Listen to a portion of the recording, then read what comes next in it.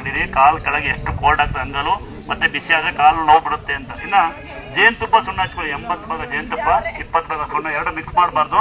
ಮೊದಲು ಜೇನುತುಪ್ಪ ಹಚ್ಚಬೇಕು, ಒಂದು 10 ಸೆಕೆಂಡ್ ಬಿಡ್ಕೊಂಡ್ರೆ ಕಾಲು ಡ್ರೈ ಆಗ್ತದೆ. ಆಮೇಲೆ ಸುಣ್ಣ ಹಚ್ಚಬೇಕು. ನಿಂತಿದ್ಯಾ? ಒಂದು 4 ಗಂಟೆ ಬಿಡಬೇಕು, ಇಲ್ಲ ರಾತ್ರಿ ಹಚ್ಚಿ ಬೆಳಿಗ್ಗೆ ಸ್ನಾನ ಮಾಡಬೇಕು. ಹೌದಾ?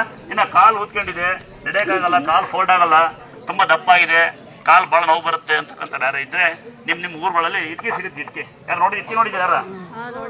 ನೋಡಿದ್ದೀರಾ ಇಟ್ಕೆ? ನೋಡಿದ್ದೀರಾ?